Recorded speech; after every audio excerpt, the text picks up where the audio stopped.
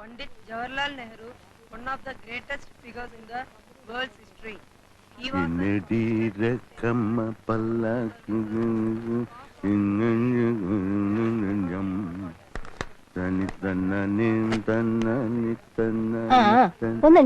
ഇതൊന്ന് വിരിക്കട്ടെ.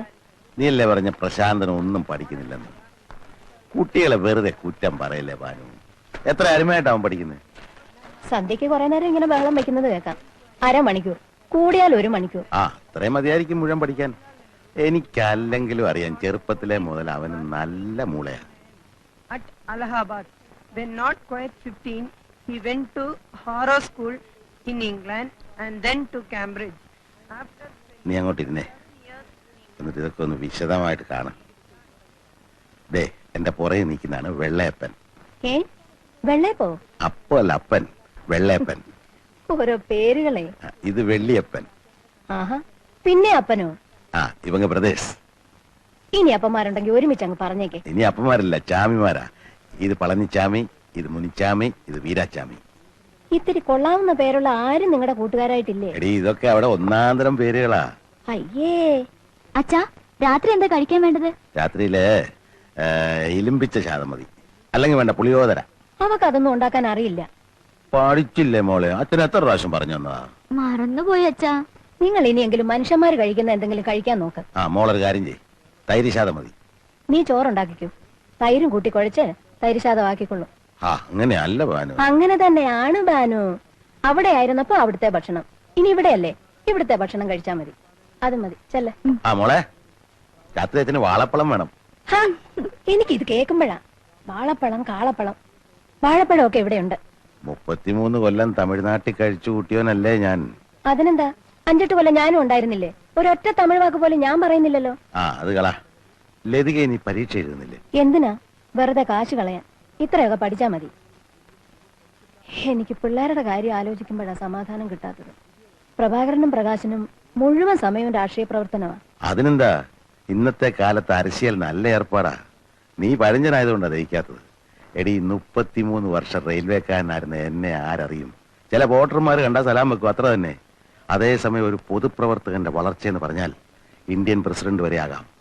മഹാത്മാഗാന്ധി, സുഭാഷ് ചന്ദ്രബോസ്, ഗോഖലെ, വല്ലഭായ് പട്ടേൽ, ഇങ്ങനെയുള്ള അരസ്യൽവാദികളില്ലായിരുന്നു നമുക്ക് സ്വാതന്ത്ര്യം കിട്ടുമായിരുന്നു.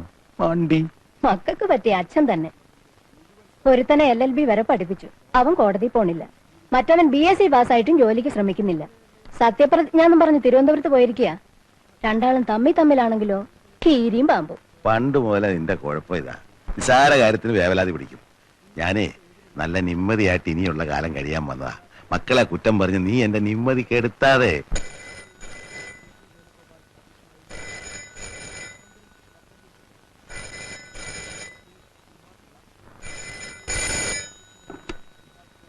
ഹലോ, ആരാ?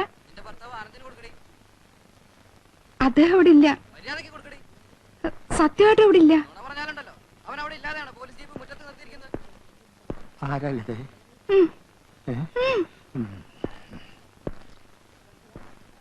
Sub inspector Anandan speaking. അധികകാലം ആനന്ദിക്കേണ്ടി വരില്ല. നിന്റെ അന്ത്യം അടുത്തു കഴിഞ്ഞു.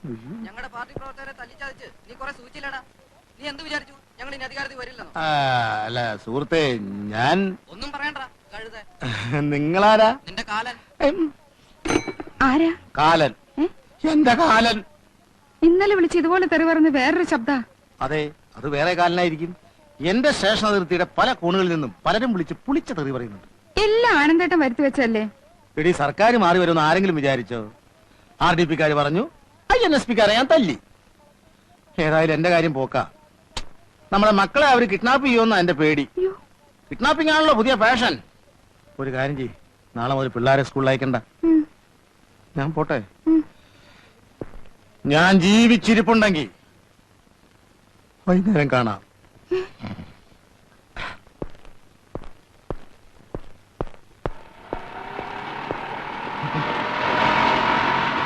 അയ്യോ, ഗുണ്ടകള് വരുന്നു. ഗുണ്ടകള്.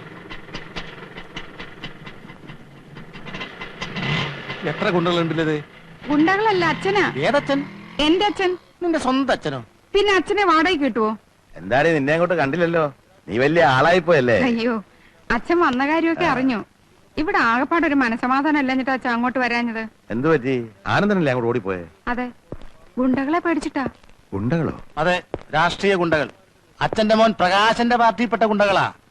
അവര് പ്രതിപക്ഷത്തായിരുന്നപ്പോ എന്റെ കഷ്ടകാലത്തിന് എനിക്ക് ഒരുപാട് പേരെ ദ്രോഹിക്കേണ്ടി വന്നിട്ടുണ്ട്. അതിന് അവരിപ്പോ അധികാരം പ്രതികാരത്തിന് ഉപയോഗിക്കുക. ആഹാ, ആരെ നമ്മൾ അന്തമാതിരി ദ്രോഹിക്കാൻ പാടില്ല ആനന്ദ. എന്ന് വെച്ചാ ഭരണത്തിലിരിക്കുന്ന പാർട്ടി പറയുമ്പോ ചെയ്യാതിരിക്കാനൊക്കെ. പ്രകാശൻ ഇപ്പൊ ഭരിക്കുന്ന പാർട്ടിയുടെ ഏതാണ്ട് വലിയ നേതാവൊക്കെയാണെന്ന് പറയുന്ന കേട്ടല്ലോ. എന്ത് നേതാവ്? അല്ലാതെ ഇപ്പൊ ഒരു ഞാഞ്ഞൂള് വിചാരിച്ചാലും തടി രക്ഷപ്പെടുത്താൻ പറ്റുവേ. അതിന് അവനോടൊന്നും ഇവിടെ വരാൻ പറഞ്ഞിട്ട് തിരിഞ്ഞു നോക്കിയിട്ടില്ല. അയ്യോ, അവൻ സത്യപ്രതിജ്ഞ അടങ്ങി തിരുവനന്തപുരത്ത് പോയിരിക്കുക. അച്ഛൻ ഇങ്ങോട്ട് കയറിയിരുന്നാട്ടെ.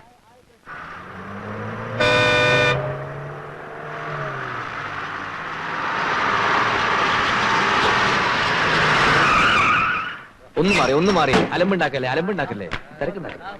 ഇറങ്ങിക്കോ.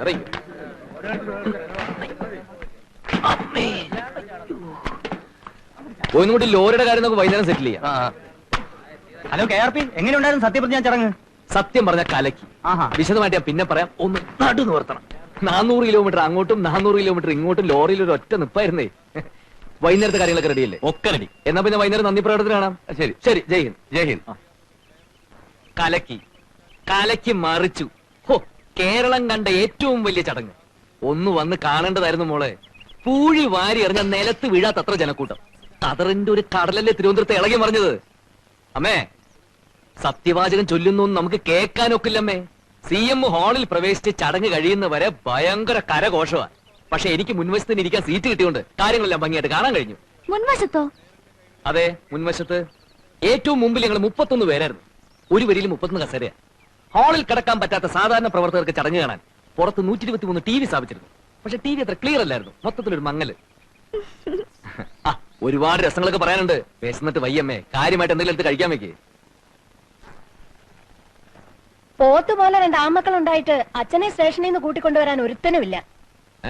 മല മറിച്ചിട്ട് വന്ന് കിടന്ന് പ്രസംഗിക്കുക. അച്ഛനെപ്പോ വന്നു?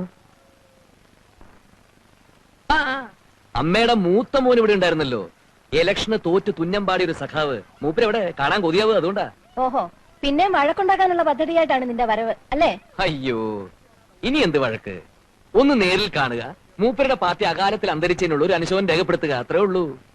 പ്രകാശ, നിങ്ങൾ തമ്മിലുള്ള ഒരു സംസാരവും ഇവിടെ വേണ്ട. ഒന്നും അല്ലെങ്കിൽ നിന്റെ ചേട്ടനല്ലേടാ. തെരഞ്ഞെടുപ്പിന്റെ റിസൾട്ട് അറിഞ്ഞ പിന്നെ അവൻ ഇങ്ങോട്ട് കേറിയിട്ടേ ഇല്ല. നിന്നെ പേടിച്ചിട്ടാ. ഇന്നലെ രാത്രി ജംഗ്ഷനിൽ വെച്ച് കണ്ടുവന്ന് അച്ചു പറയണ കേട്ടു. ഓഹോ, എന്നാൽ എനിക്ക് സന്തോഷമായി. ഈ അവസ്ഥയെ തന്നെ വേണം എനിക്ക് മൂപ്പര് നേരിട്ട് കാണാൻ. അമ്മയ്ക്കറിയോ, ഈ ഇലക്ഷന്റെ ഇടയ്ക്ക് 9-ാം വാർഡിലിട്ട് എന്നെ തല്ലിക്കാൻ വരെ പ്ലാൻ ചെയ്ത ആളാ ചേട്ടൻ. ആര്? പ്രഭാകരനോ? അമ്മ എന്തറിഞ്ഞു? അതൊക്കെ പോട്ടെ, ആദ്യം സ്ട്രോങ് ആയിട്ട് ചായ ഞെടുത്തേ. കാലത്തെ പരിപാടികൾ നടക്കട്ടെ.